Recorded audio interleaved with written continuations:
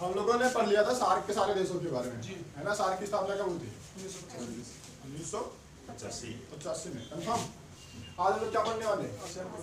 ASEAN के देश पढ़ने वाले। किसी को आसियान पता है क्या होता है? आसियान आसियान साउथ ईस्ट, हाँ association of south east Asian. हाँ हाँ, इनसे कुछ चलो कोई बात नहीं। तुम ये बता दो इसकी स्थापना कब हुई थी? 1967 कब हुई थी? 8 अगस्त 1967 में इसकी क्या हुई थी? स्थापना हो गई, है ना। इसका फुल फॉर्म क्या है?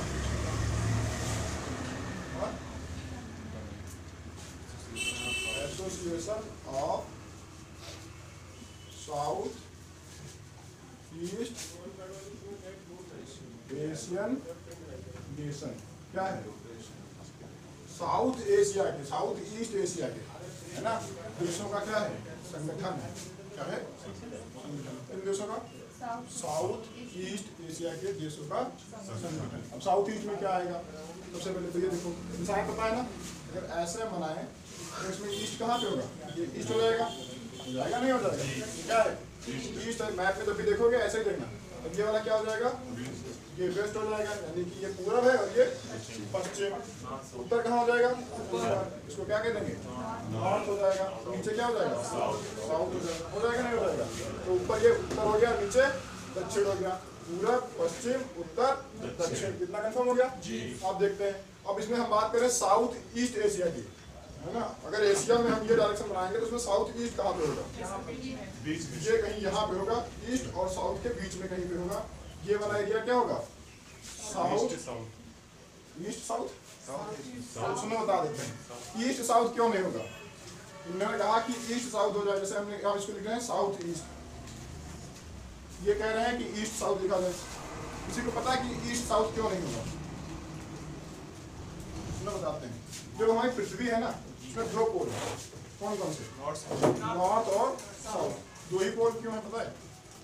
चुंबक पता है? चुंबक, चुंबक में भी दो ही ध्रुव होते हैं, है ना। जैसे पृथ्वी है, पृथ्वी भी एक चुंबक के प्रकार ही बिहेव करती है ना। उसमें भी चुंबकत्व का गुण होता है। कोई भी पिंड जिसका आकार बड़ा हो जाता है फिर उसमें थोड़ा चुंबकत्व का गुण आ जाता है ना। चीजें अपनी तरफ खींचने लगती है। जैसे गुरुत्वाकर्षण है तो पृथ्वी का भी अपना गुरुत्वाकर्षण है, जिसके कारण से वो चंद्रमा को अपनी तरफ खींचती है। और पृथ्वी से बड़ा है सूर्य, वो अपने गुरुत्वाकर्षण से पृथ्वी को अपनी तरफ खींचता है ना। इसमें क्या है? चुंबकत्व का गुण। जैसे चुंबक चुंबक में एक चीज और होती है, चुंबक में होते हैं दो ध्रुव, उत्तर और दक्षिण। अगर तुम एक कोई ऐसा दंड चुंबक ले लो, जैसे ये मार्कर है, ऐसा कोई लकड़ी जैसा सीधा है, ऐसा चुंबक लोगे जो सीधा होगा, गोल नहीं लेना, सीधा। उसको अगर तुम बीच से आगे से बांध करके ऐसे लटकाओगे तो सदैव किस दिशा में रुकेगा? नॉर्थ और साउथ में ही रुकेगा। क्यों? क्योंकि पृथ्वी के भी दो पोल नॉर्थ और साउथ जो है कैसे बिहेव करते हैं? जैसे चुंबक बिहेव करता है। तो चुंबक सदैव इसी डायरेक्शन में रुकेगा, कभी भी पूरा पश्चिम में नहीं रुकेगा। जब भी रुकेगा तो कैसे रुकेगा? नॉर्थ और साउथ में रुकेगा। इसीलिए दो ये डायरेक्शन में ये हो जाती है, जरूरी हो जाती है, मेन हो जाती है, इंपॉर्टेंट। तो कौन कौन सी इंपॉर्टेंट हो गई? एक तो नॉर्थ और दूसरी साउथ। इसीलिए जब भी आएगा तो पहले हम इन्हीं का नाम लेंगे, है ना। अभी देखो, इनके बीच की बात होगी तो ये क्या हो जाएगा? नॉर्थ और ईस्ट के बीच की बात होगी तो क्या ईस्ट नॉर्थ होगा? नहीं, क्या हो जाएगा? North east.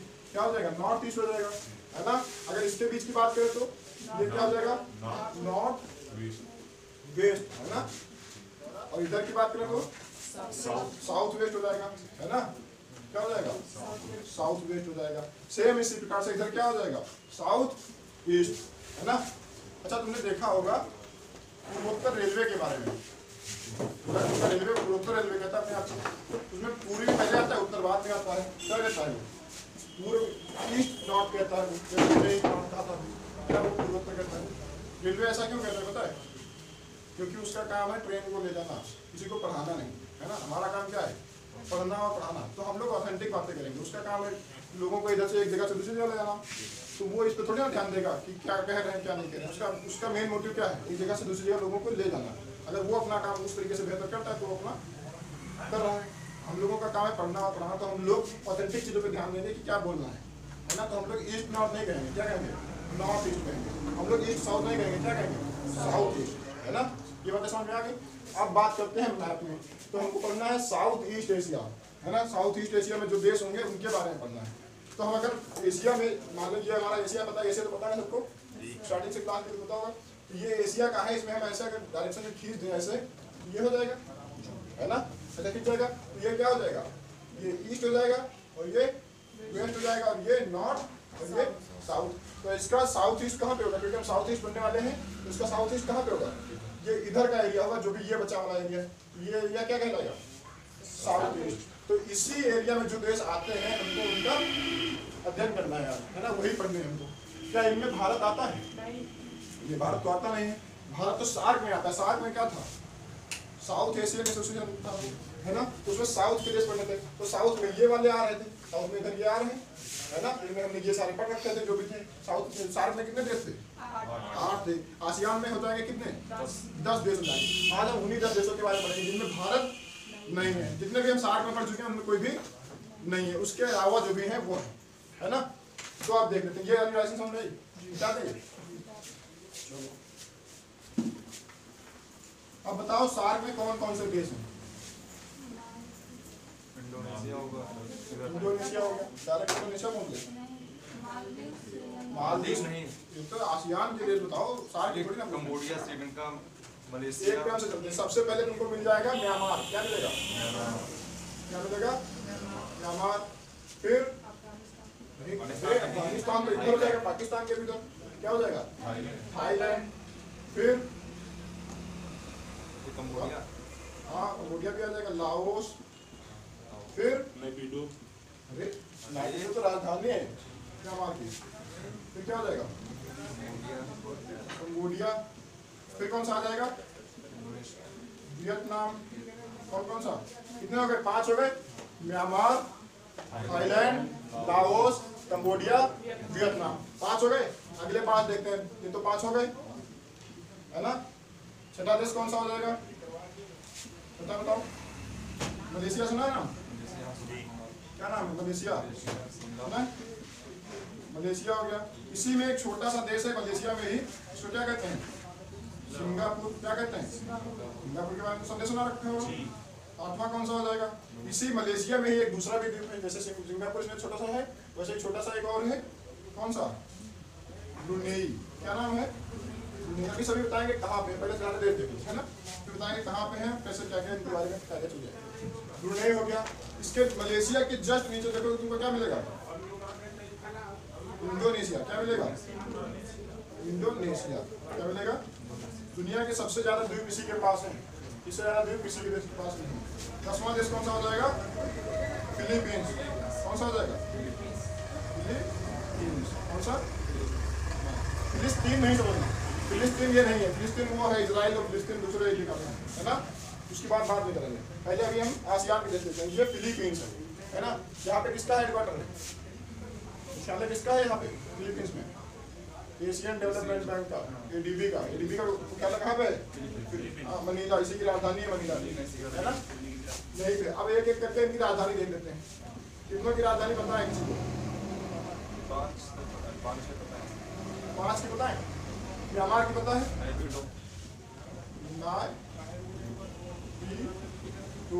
या नायपीताओ कहते हैं ऐसे लोग, है ना, इंग्लिश में से यूज होते हैं, ठीक है। तो म्यांमार की राजधानी क्या हो गई, पीछे म्यांमार की राजधानी नायपीतो। थाईलैंड की तो सबको पता होगी, चाहे कोई जिसको ना बताओ, ये बैंकॉक, नहीं पता, सबका सपना होगा कि एक और बैंकॉक घूमने जाए, है कि नहीं है घूमने का। ये देखो कह रहा है, वो कह रहे नहीं है। लाओस क्यों लाओ, हाँ ये बात गलत है, लाओस की राजधानी नहीं पता है, हमारे में तो दिखा रही है मगर बता नहीं, दिखा रहे हैं पर बता नहीं। इसकी राजधानी है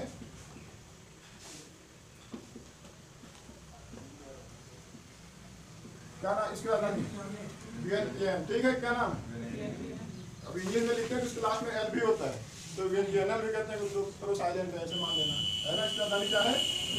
अच्छा कंबोडिया की राजधानी किसको पता है, बताओ, कंबोडिया की राजधानी। अजीब अजीब नाम है, नोम पेन। क्या है, नोम पेन है, अजीब अजीब नाम है। इंग्लिश में देखोगे तो पी से स्टार्ट होती है ना, PHNOHM ऐसे कहते हैं। नोम पेन इसकी राजधानी। अच्छा वियतनाम की बताओ कोई लोग, बताओ। वियतनाम की, मलेशिया की कुआला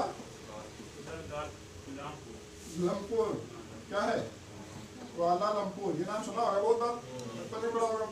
सिंगापुर की बताओ, ये सबसे इम्पोर्टेंट हो जाता है, सिंगापुर की राजधानी। हाँ यार बहुत छोटा सा देश है ये, रिपब्लिक ऑफ सिंगापुर, बस इसकी उतना ही राजधानी, वही सब कुछ है इसमें। सिंगापुर की राजधानी क्या है, सिंगापुर ही है, कुछ है ही नहीं इसमें। इतना छोटा सा देश है, अलग कहाँ से कुछ बनाएगा, इसी में सब कुछ है। ब्रुनेई की बताओ, ये वाली याद कर लोगे तो तुम हंसोगे भी और भूलोगे भी नहीं। क्या नाम है इसका, बंदर से भी नाम है ना, हमारे अंदर एक जानवर होता है।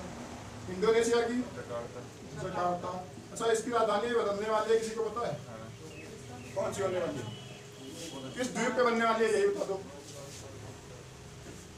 अभी द्वीप बताएंगे हम लोग, पढ़ाएंगे। बोर्नियो द्वीप पड़ेगा एक इसमें, इंडोनेशिया में बहुत सारे द्वीप में, सुमात्रा जावा है ना, बोर्नियो द्वीप पे भी इसकी राजधानी चेंज होने वाली है। अभी जकार्ता है, अभी क्या हो जाएगा इसके बाद में, नूसंतारा क्या हो जाएगी, इसकी अभी क्या हो जाएगी, नूसंतारा क्या हो जाएगी, नूसंतारा। फिलीपींस की मनीला, ये राजधानी याद रहेंगी, सभी राजधानी याद हो जाएगी। कोशिश कर लेना, अजीब अजीब नाम है। अभी इससे और ज़्यादा अजीब तुमको देखने को मिलेंगे, अभी तो कम अजीब है, तो ज़्यादा अजीब अजीब देखने को मिलेंगे। सबसे पहले म्यांमार की नायपिटो याद हो जाएगी, म्यांमार की, थाईलैंड की, लाओस की, कंबोडिया की, नोम पेन, वियतनाम की, Malaysia, Singapore, Brunei, Indonesia, Jakarta. Philippines की तो भूलोगे नहीं, तो पता ही होगी। तो ये सारे देश तुमको समझ में आ गए। अब एक एक करके देखते हैं देश है कहाँ पे, है ना। तो मैप में देखते हैं सबसे पहले, अपने मैप में इधर पहले इसको साफ कर देते हैं। इसमें देखते हैं कहाँ कहाँ पे देश है। ये हमको आइडिया तो लग गया कहाँ पे होंगे, ये आइडिया लग गया ना कहाँ पे है। अब इसमें देखो सबके पास मैप है, हमने पहले कहा था सब लोग लेके आना, जो नहीं लाया है वो अपना जाने। देखो सबसे पहले देखोगे भारत के इधर तुमको दिखेगा ये यहाँ पे क्या, सबसे पहले तुमको म्यांमार दिखेगा, है ना। म्यांमार दिख रहा है, नहीं दिख रहा, म्यांमार के जस्ट उधर क्या दिखेगा, थाईलैंड। थाईलैंड के उधर जाओगे, तुमको ऊपर जाओगे तो क्या दिखेगा, लाओस। फिर उसके लाओस के जस्ट नीचे, फिर इन दोनों के बराबर में उधर वियतनाम। अभी 5 ही देश देखेंगे, है ना। एक एक करके हम इधर बना लेते हैं, एक एक देश बना लेते हैं, फिर उसमें देखते हैं, है ना। राजधानी को लोग लिखोगे ये, लिखो फटाफट। अब देखो सब लोग इधर देखो, ये बताओ ये किस जानवर का जैसा दिख रहा है, कौन सा प्राणी है ये, किसकी टांग है, डायनासोर की टांग है। किसी को और तो लगता है, किसी को चमगादड़ लगता है, इनको पैर लग रहा है, पर किसका है ये नहीं, पर किसका है, सी हॉर्स, इनको समुद्री घोड़ा लग रहा है। देखो ये कोई भी प्राणी नहीं है, ये क्या है, ये म्यांमार है। क्या है, म्यांमार की राजधानी नायपी या नायपी ताओ, जो भी तुम कह पाओ, ठीक है। हाँ अच्छा, हाँ क्या बता रहे, कवक है, इनको पंचायत कवक लग रहा है। चलो अब बात कर लेते हैं इसके बारे में, बातें हो गई सभी जी। चलो स्टार्ट करते हैं। देखो ये म्यांमार जो है, इससे पहले हमारा भारत का हिस्सा ही था। किससे पहले, भारत शासन अधिनियम 1935 में पढ़ा है ना। भारत शासन अधिनियम एक कानून आया था, है ना जी। क्या आया था, कब आया था, 1935 वाला। इसी कानून के तहत ये हमारा हिस्सा नहीं रहा। म्यांमार क्या बन गया, अलग देश बन गया। क्या बन गया, अलग देश बन गया। इससे पहले 1935 से पहले क्या था, हमारे भारत का ही हिस्सा था। कब, 1935 के पहले। अच्छा इसके इतिहास में जाएंगे तो अभी तुमने देखा, अभी इसकी राजधानी है नायपिटो। बहुत पुराने जाओगे तो इसकी पुरानी राजधानी क्या है,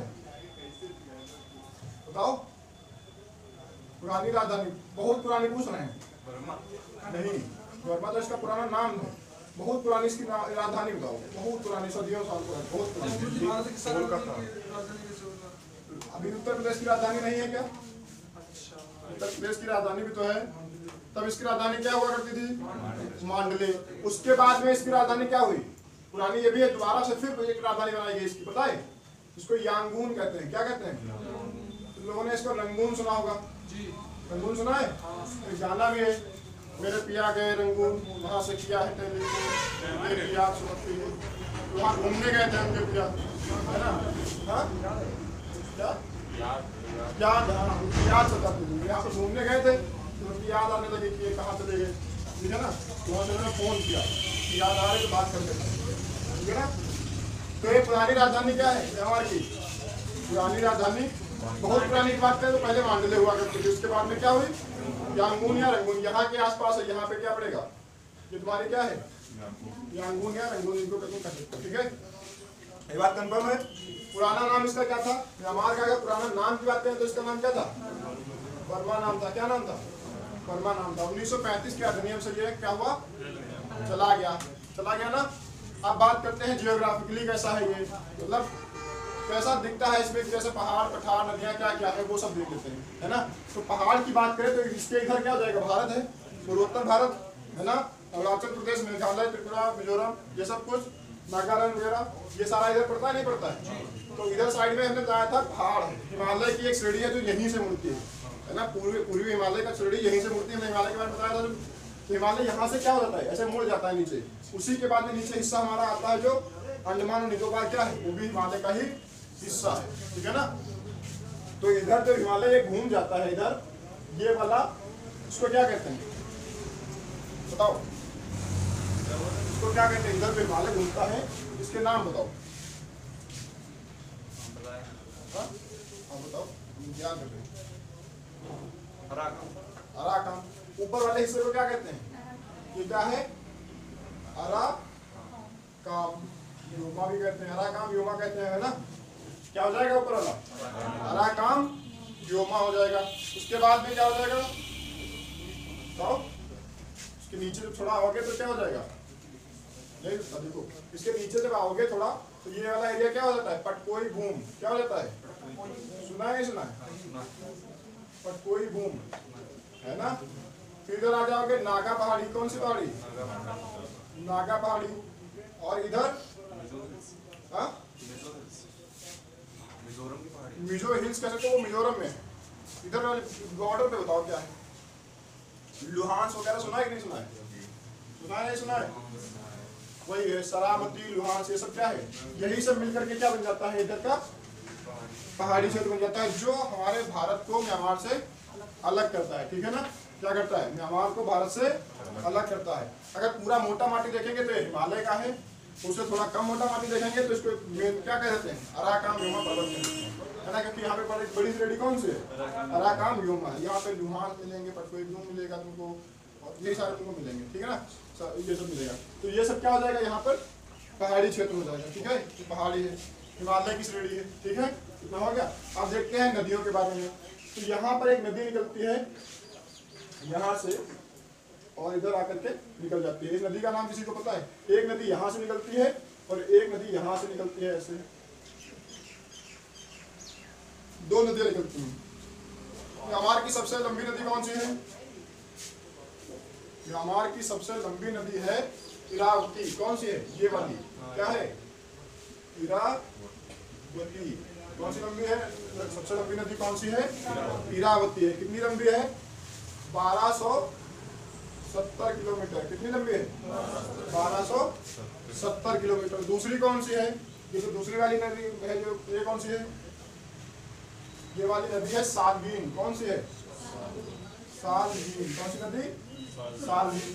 तो दो मेन नदियां हैं इसकी। कहाँ की? म्यांमार की। म्यांमार की दो नदियां हैं। देखो दो नदियों के बीच में म्यांमार है पूरा। म्यांमार जो भी है क्या है? इन्हीं दो नदियों के बीच में है। तो बीच का जो क्षेत्र हो जाएगा वो बहुत ज्यादा उपजाऊ हो जाएगा। दो नदियों के बीच का है, दोआब हो जाएगा। तो दो नदियों के बीच का जो क्षेत्र हो क्या हो जाएगा? बहुत ज्यादा उपजाऊ हो जाएगा, है ना? अच्छा, ये जो बीच का क्षेत्र है ये पठारी है। कैसा है? पठारी है। कैसा है? पठारी। अच्छा, इस पठार को क्या कहते हैं? पता है किसी को? ये कौन सा पठार है? अगर मुझे पूछा जाए कौन सा पठार है तो ये शान का पठार कहा जाता है। कैसा कहा जाता है? शान का पठार। तो ये कौन सा पठार हो जाएगा? शान का पठार। किन दो नदियों के बीच में? इरावती और सालवीन नदियों के बीच में। सबसे बड़ी नदी? दूसरी सबसे बड़ी नदी? सालवीन नदी। अब अच्छा थोड़ा देख लेते हैं। इधर पे यहाँ पे पड़ता है इसका जो सबसे बड़ा एक सबसे बड़ा नहीं कहेंगे पर इसका एक राज्य है, कौन सा? रखाइन। नाम पता है? रखाइन प्रांत कहते हैं इसको। कौन सा प्रांत है? रखाइन प्रांत। क्या हंस क्यों रहे हो? रखाइन से हंस रहे हो? हमारे यहाँ रखाइन का कुछ मतलब होता है, यहाँ कुछ और होता होगा, है ना? कौन सा प्रांत है ये? रखाइन प्रांत है। अच्छा, हमने देखा था जब हम अफगानिस्तान पढ़ रहे थे, नहीं पढ़ रहे थे, तो अफगानिस्तान जब हम पढ़ रहे थे तब उस समय हमने पढ़ा था कि बुद्ध की सबसे बड़ी मूर्ति कहाँ पे है? अफगानिस्तान में। अफगानिस्तान में भी कहाँ पे? बामियान में, है ना? बुद्ध की सबसे बड़ी मूर्ति कहाँ पे थी? बामियान में। तो वहाँ पे क्या हुआ था, उन लोगों ने बुद्ध की मूर्ति तोड़ दी थी, है ना? क्योंकि वहाँ पे बुद्ध लोग कम थे और इस्लामिक लोग ज्यादा थे, तो उनका वर्चस्व था, उन्होंने तोड़ दिया बुद्ध की सबसे बड़ी मूर्ति। दुनिया की सबसे बड़ी मूर्ति थी वो बुद्ध की, है ना? उन लोगों ने बम लगा करके उसको तोड़ दिया। अब ये जो म्यांमार है, इसमें सबसे ज्यादा किस धर्म के लोग रहते हैं? हमने इसके बारे में पहले चर्चा कर रखी है। म्यांमार में कौन सा धर्म सबसे ज्यादा है? ये बौद्ध धर्म का लोगों का है। धर्म के लोगों का है बौद्ध। यहाँ पे बौद्ध धर्म के ज्यादातर लोग रहते हैं, है ना? तो वहाँ पे इस्लाम धर्म के लोग रहते थे, जो बौद्ध धर्म के लोगों को, बौद्ध धर्म के भगवान जो है बुद्ध भगवान, उनकी मूर्ति को तोड़ दिया उन लोगों ने बम लगा करके। तो यहाँ पे रहने वाले लोगों ने भी उसका विरोध किया, क्योंकि यहाँ पे इस्लामिक लोग कम थे, बौद्ध लोग ज्यादा थे। तो ऐसा होता है जहाँ पे तुम्हारा क्या होगा, वर्चस्व कम होगा, तो लोग कम संख्या में होंगे, वहाँ पे तुमको दबाया जाएगा, क्योंकि तुम जहाँ बात करोगे वहाँ सुन लिया जाएगा तुम्हारी, क्योंकि तुम वहाँ ज्यादा हो। जहाँ कम होगे वहाँ पे फिर तुमको सुनना पड़ेगा। तो यही हुआ इसके साथ भी। यहाँ पे ये जो प्रांत है ये पूरा क्या है? इस्लामिक प्रांत था इधर, है ना? यहाँ पे कौन से मुसलमान रहते थे? रोहिंग्या, सुना है ना? भाग के सब हमारे यहाँ आए हैं। क्यों भागे पता है? क्योंकि यहाँ पे ठोके गए हैं वहाँ पे, है ना? तो क्या हुआ, यहाँ पे बौद्ध धर्म के लोग थोड़ा सीधे साधे होते हैं, पहले लड़ाई जैसे तो ध्यान नहीं देते हैं। पहले प्यार से बनाया इनको, भाई साहब मान जाओ। बनाया क्या, उनको कहा कि जो तुम लोग अपने त्योहारों पे काटा पीटी करते हो ना, ये खुलेआम मत करना। तुमको करने से मना नहीं कर रहे हैं, क्योंकि वो लोग क्या है, अहिंसा के पुजारी हैं, है ना? हिंसा करने से बिल्कुल विश्वास नहीं रखते हैं। तो उन्होंने क्या किया, मना किया इनको कि तुम लोग खुलेआम सड़कों के किनारे, मार्केट में ऐसे काट पीट मत करना। जब भी तुम्हारा त्योहार आए तुम अपने घरों में देना, कुर्बानी भी देना है, वहाँ देना उसमें आ रहा है आराम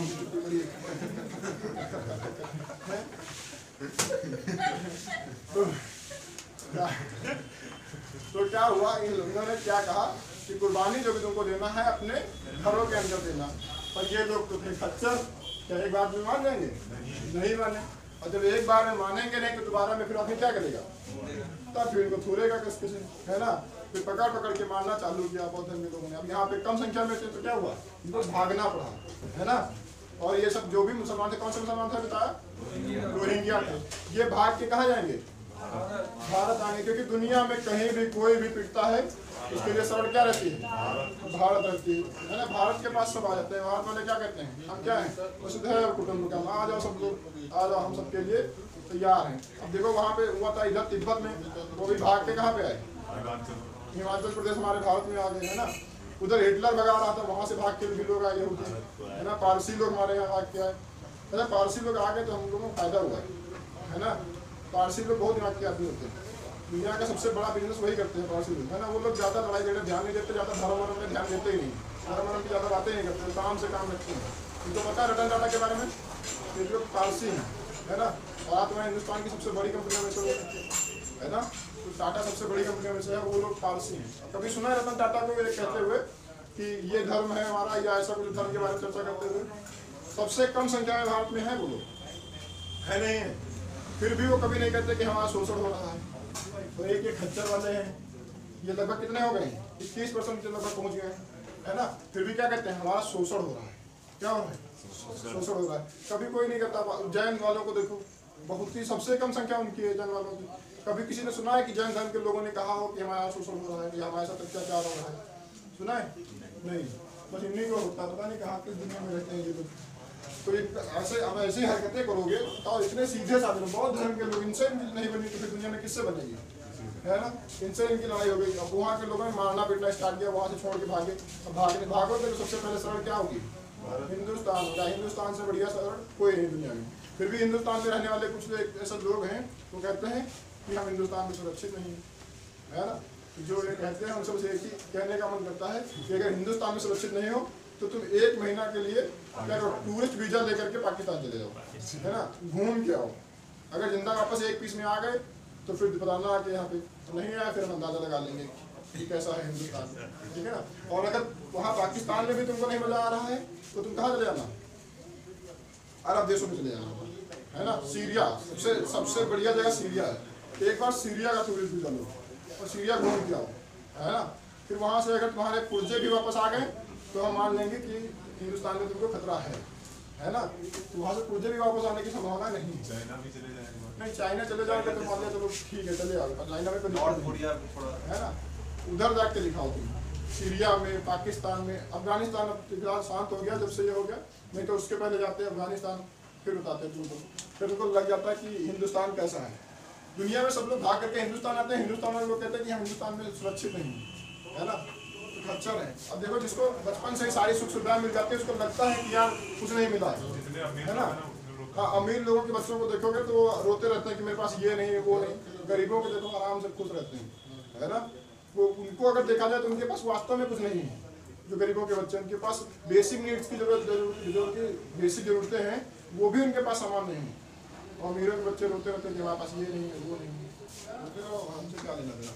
तो क्या है, यहाँ पे कौन लोग रहते थे, रोहिंग्या लोग भाग कर कहाँ है, भारत आ गए।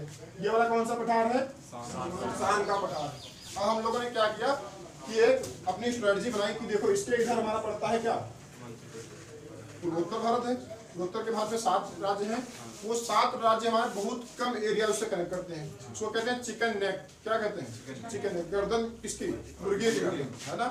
तो मुर्गे की गर्दन बहुत पतली होती है ना। तो यहाँ पे तुम जो देखोगे इधर बहुत पतली रास्ता है कनेक्ट करने के लिए हमारे हिंदुस्तान को पूर्वोत्तर के भारत, वो भी हिंदुस्तान ही है, पूर्वोत्तर के भारत से मेन भारत को जोड़ने के लिए बहुत कम पतली रास्ता है। तो चीन सोचता रहता है इधर नेपाल में आ जाता है, इधर भूटान में आने की कोशिश करते हैं, बांग्लादेश में भी वो आता है, सोचता है कि हम इधर आ जाएंगे और इनके चिकन नेक काट देंगे तो पूर्वोत्तर के राज्यों से इनका कट जाएगा कनेक्शन और ये फिर क्या हो जाएंगे, अलग हो जाएंगे, है ना। इसीलिए हम लोग क्या करते हैं, इनसे बचने के लिए या पूर्वोत्तर भारत में जाने का जो रास्ता हमारा है उसके लिए हम एक उसका अल्टरनेटिव बनाने की कोशिश करते हैं। तो हमने बांग्लादेश के साथ ऐसा समझौता कर लिया कि हम बांग्लादेश के साथ डायरेक्ट एक रास्ता बना लेंगे, है ना, जो बीचों बीच बांग्लादेश से होकर जाएगा, है ना। तो इससे क्या मिल जाएगा, हमको एक अलग से रास्ता मिल जाएगा जिससे हम चले जाएंगे। अच्छा, दूसरा एक है, इधर तुमको पता होगा यहाँ पे बांग्लादेश है कि नहीं, बांग्लादेश का यहाँ पे कौन सा जगह ये बंदरगाह था, चटगांव बंदरगाह, है ना, चटगांव था, चटगांव बंदरगाह। तो यहाँ पे भी चीन कब्जा करने की सोच रहा है। तो हम सोचते हैं अगर बांग्लादेश भी हमारा ना साथ दे पाए, वो मेन रास्ता भी ना हो पाए, तो हम क्या करेंगे, इधर से इधर हमारा पश्चिम बंगाल रहेगा और पश्चिम बंगाल से हम इधर आ जाए पानी के थ्रू, है ना, किससे आ जाए, पानी के थ्रू, और यहाँ पे आकर के हम कैसे भी अपना जुगाड़ बना लें, ऐसा हम लोग सोच रहे हैं, ठीक है ना। तो यहाँ पे जब आएंगे तो यहाँ पे कौन सा बंदरगाह इसका है, म्यांमार का, यहाँ पे है सितवे, कौन सा है, सितवे बंदरगाह है ना। ये सितवे क्या है, बंदरगाह है। तो हम यहाँ तक पहुँच जाएंगे, सितवे, इससे हमारा प्रोजेक्ट चल रहा है, इस पे बात हो रही है, काम हो रहा है। इस सितवे बंदरगाह पे पहुँचेंगे, फिर सितवे बंदरगाह से हम लोग यहाँ पे जाएंगे, एक नदी है, कौन सी नदी है ये, नहीं इराकी, तो ये आई, ये इधर छोटी सी नदी है, ये कौन सी नदी है, ये देखो, यहाँ सितवे बंदरगाह से ऊपर तरफ हिंदुस्तान की तरफ जाने के लिए अभी बस होना, ये कौन सी नदी है, इसको कहते हैं कालादान नदी। कौन सी नदी है, कालादान नदी। तो यहाँ से हम आएंगे पानी के जहाज से सितवे बंदरगाह तक, अपने पश्चिम बंगाल से सितवे बंदरगाह तक किससे आएंगे, पानी के जहाज से। फिर ये सितवे के बंदरगाह से अपने हिंदुस्तान तक, यहाँ मणिपुर तक जाना है, मणिपुर तक किससे जाएंगे, कालादान नदी में बोट के सहारे से, है ना, नाव से। और फिर उसके बाद में हम रास्ते चले जाएंगे, सड़क से, है ना, चले जाएंगे। तो अगर उधर हमारा चिकन ने काट भी दिया किसी कारणवश, हमारा दुआ चीन से, और उसने हमारा चिकन ने काट दिया, तो हम क्या करेंगे, दूसरा रास्ता हमारे पास अल्टरनेटिव होगा कि हम बांग्लादेश से जो एक रास्ता बना रहे हैं डायरेक्ट, है ना, स्थल रोड, उससे हम निकल जाएंगे। अगर वो भी हमारा ना हुआ तो फिर हम क्या करेंगे, ये वाला रास्ता अपनाएंगे, है ना, कौन सा, सितवे वाला। उसमें क्या करेंगे, पहले हम आएंगे पानी वाले जहाज से समुद्र में बंगाल की खाड़ी पार करेंगे, फिर सितवे के बंदरगाह में पहुंचेंगे तो कालादान नदी पे बोट से चले जाएंगे। फिर उसके बाद में हम क्या करेंगे, आराम से बस पे ट्रक पे बैठ के आराम से पहुंच जाएंगे। तो अगर हमारा बाई चांस रास्ता कट भी गया चिकन नेक वाली, तो हम क्या करेंगे, इधर के राज्यों में अपने हथियार सेना जो भी हमको पहुंचाना है, जो भी राशन पहुंचाना है, हम सारी चीजें वहाँ पे पहुंचा सकेंगे और वहाँ से फिर से वापस लाने के लिए लड़ सकेंगे। तो ये हमारे पास क्या हो जाएगा, अल्टरनेटिव हो जाएगा। तो सरकार इस पर लेकिन बहुत धीरे से काम कर रही है, बहुत धीरे धीरे काम। तुमने देखा होगा चीन ने CPEC बनाया, उसको लगता था कि विवादित एरिया है उसमें, तो उसने इतना ज्यादा पैसा लगा दिया, लगभग $85 बिलियन लगाया उसने CPEC में। CPEC का कंसेप्ट है किसी को, $85 बिलियन है। कितना, $85 बिलियन। इतना पूरे पाकिस्तान का पैसा नहीं, इतनी इकोनॉमी पूरे पाकिस्तान की नहीं जितनी उसने केवल एक लगा दिया एक प्रोजेक्ट पे, है ना। अब पाकिस्तान चाहे भी तो इससे बाहर नहीं आ सकता, इतना कर चुका ही नहीं पाएगा। दूसरी बात, हमारा देखो जो हमारे लिए इतना ज़्यादा जरूरी है उस पर हम कुछ खर्चा ही नहीं कर रहे हैं, बहुत स्लो चल रहा है ना। तो हमारे यहाँ ऐसे ही नेता लोग रहते हैं, जो मेन जरूरी काम होते हैं उसको ऐसे ही टालते रहते हैं वो, है ना। अगर ये जल्दी से जल्दी दोनों हम प्रोजेक्ट पूरे कर लें, तो बंगाल से जाने वाली रास्ता जो हमने बांग्लादेश से बताई है वो सीधे हम बना लें बहुत जल्दी से जल्दी, उसके बाद में एक दूसरा रेसिपी वगैरह बना दें। बाई चांस ऐसा ना हो कि ये लोग भड़क जाएं, बाद में कहे कि हम नहीं बनाने देंगे। तो अभी धीरे धीरे चल रहा है रास्ता, काम चल रहा है, एकदम से बना लेंगे, उसके बाद थोड़ी ना समझौते से वो वापस आ पाएंगे। तो हमको चाहिए कि इस पर जल्दी से जल्दी काम होना चाहिए, जल्दी से जल्दी हम इसको बना लें जिससे चीन के लिए अल्टरनेटिव बन जाए। यहाँ पे तुमको देखने को मिलेगा, यहाँ नीचे पे है एक द्वीप, जिसको कहते हैं कोको द्वीप। क्या कहते हैं, कोको द्वीप। यहाँ पे कोको द्वीप है ना। ये द्वीप किसके अंडर में है, ये भी म्यांमार के अंडर में है ना। उससे पहले ये हमारा हुआ करता था, है ना। फिर हमने इसको क्या किया, हमारे यहाँ एक नेता थे पंडित जवाहरलाल नेहरू, उन्होंने क्या किया, ये वाला द्वीप म्यांमार को दे दिया। अब म्यांमार में उस समय जो सरकार थी वो हमारे समर्थन में थी, अच्छा खासा हमारा रिलेशन उसके साथ था सरकार के साथ। फिर क्या हुआ, अभी जल्दी 2021 में ही यहाँ की जो सेना है उसने क्या किया, सत्ता पे कब्जा कर लिया। अब सरकार कोई है नहीं वहाँ पे, कौन कर रहा है शासन, सेना शासन कर रही है। अब ये सेना जो है वो चीन के फेवर में है ना। तो अभी क्या हो गया, ये चीन जो बंदर का हमारा था कोको द्वीप, ये जो द्वीप था ये हमने जो दिया था म्यांमार को, अभी उसने दे दिया है चीन को। अब चीन यहाँ पे आकर के रडार वगैरह लगा दिया है, तो इससे हमारे आसपास आ गया। अब इससे आसपास आने से क्या हो जाएगा, इधर से 30 धवन प्रक्षेपण केंद्र है ना, अब्दुल कलाम द्वीप है, वहाँ से मिसाइल वगैरह ये सब परीक्षण होते रहते हैं। तो पूरा रडार लगा लिया तो वहाँ से सारा कुछ जानकारी वो इकट्ठा कर लेगा हमारी, तो हमारे लिए बहुत खतरा हो गया है। इसलिए हमको ये वाला प्रोजेक्ट जल्दी से जल्दी पूरा करना है ना। अभी हमको इसको ये वाला जो कोको द्वीप है इसको छुड़ाना चाहिए, है ना, क्योंकि था तो हमारा ही। हम कह भी तो सकते हैं कि हमने दिया था तो उस समय की सरकार को दिया था, हमने म्यांमार को दिया था, चीन के लिए थोड़ी ना दिया था। तो हमारे दुश्मन को ला करके उसको थोड़ी ना बिठा सकते हैं। तुमको जो गिफ्ट दिया था उसका तुम अपने लिए इस्तेमाल करो, दूसरे को नहीं दे सकते। अगर तुम दूसरे देना चाहते हो तो हम छीन लेंगे अपने वापस। हम क्या करें, इसे डायरेक्ट लड़ाई ले भी ना। इसके इधर नीचे हमारा क्या है, यहाँ पे हमारा अंडमान निकोबार है कि नहीं है। हम क्या करें, यहाँ पे भाभा, हमारा मुंबई में भाभा रिसर्च सेंटर है, वहाँ पे क्या बनते हैं, परमाणु बम बनते हैं। वहाँ से परमाणु बम लाएं और अपने ही यहाँ पे अंडमान निकोबार पे फोड़े। क्या तुम्हारी जमीन पे नहीं फोड़ रहे हैं, अपने ही जमीन पे फोड़ दें। परमाणु बम जब फूटेगा हमारा भी नुकसान होगा, लेकिन ये छोटा सा द्वीप है पूरा का पूरा तबाह हो जाएगा, है ना। हमने फोड़ा अपने पे, जाओ तुम भी जाओ, हम तो डूबे सनम, तुमको भी ले डूबेंगे, है ना। तो ये भी चला जाए, हमारा भी नुकसान होगा। पर हमारा बड़ा द्वीप है, इतना ज़्यादा नुकसान नहीं होगा, पर ये कोको द्वीप पूरा चला जाएगा। तो अगर देते हो तो ठीक है, नहीं देते तो हमको बर्बाद कर देंगे, है ना। ये हमारे लिए बहुत क्या हो गया, रास्ते का कांटा हो गया, राहुल हो गया है। क्या हो गया, राहुल हो गया है ये। तो इसको हमको या तो छुड़ाना है या फिर क्या करना है, तबाह कर देना है ना। लेकिन सरकारें इस बारे में सोचती नहीं, है ना। अब सरकारें क्या करेंगी, उनको अगला इलेक्शन से सोचना था, क्योंकि हर 2 साल पे चुनाव होते हैं, है ना। कभी इस राज्य में, कभी उस राज्य में, या फिर लोकसभा की। तो ये सब देखना रहता है उनको, ये सब थोड़ी ना देखना होता है। हाँ वही तो, अब इनको चाहिए अगली बार से लोकसभा के चुनाव होने वाले तो पाकिस्तान की तरफ ध्यान न दे, इधर ध्यान दे। जनता में ये वाला मैटर फंसाए कि देखो ये वाला बहुत जरूरी है और हम देखो छीन के लाए हैं, इस आधार पे वोट ले लें, है ना। सरकार को सोचना चाहिए कि ऐसा कर भी सकते हैं, है ना, ऐसे भी वोट मिल सकता है। तो ये सब लोग छाप लो।